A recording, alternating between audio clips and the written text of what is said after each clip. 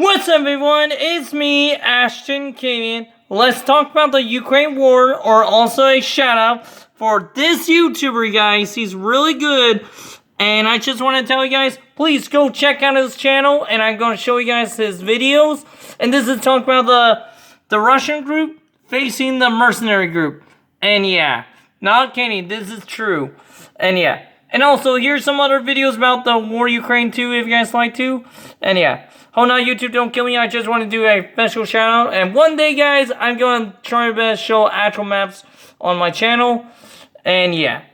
Alright, guys, let's do this. Let's hear what he has to say. And yeah.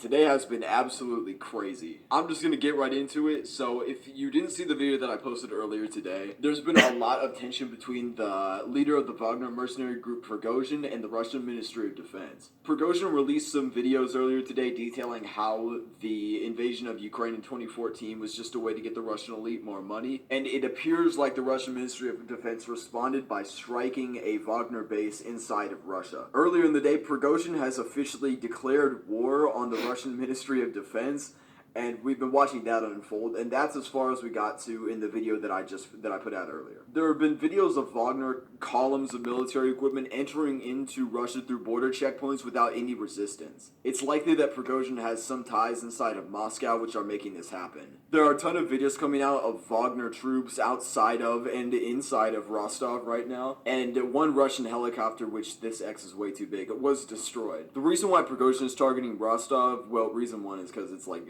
where all the Wagners are. But reason two is because before the Kharkiv counterattack, Belgorod was the main area where Russia shipped equipment into Ukraine from, but after the Kharkiv counterattack, they switched into Rostov. And it's being even more relied on now that Shonhar, the one by Crimea, has been replaced with a pontoon bridge. So if Prigozhin is able to capture Rostov, that will effectively stop supply into the Ukraine front. And because they don't have any replenishable equipment, they'll suffer breakthrough after breakthrough by the Ukrainian forces. So if Prigozhin is able to fully seize Rostov, he can effectively end the Ukraine war now. This is going to force the Russian Defense Ministry and Putin to either have Prigozhin placed in power, probably replacing the current defense minister, or have them lose the entire front and all the progress that they've made in over a year. And from what it seems like, Prigozhin is ready to have this be the case. And the Ministry of Defense is going to be stubborn. They're not going to give up on this easily, which could likely cause some sort of collapse of the entire front. Right now, it seems like Ukraine is taking advantage of the withdrawal from the Wagners inside of Bakhmut, and it's been reported that several streets of the city have been abandoned, likely in this blue area. It seems like offensive actions are being taken inside of here, even though it's night. I feel like more will happen in the morning, but we may see some picking up in the counterattack at Bakhmut. And keep in mind, Prigozhin is not the good guy in this scenario. Both sides want to capture Ukraine fully and integrate it back into Russia. Both of them are enemies, but Prigozhin is the weaker enemy fighting the stronger enemy, so we just root for the weaker enemy to win against the stronger one.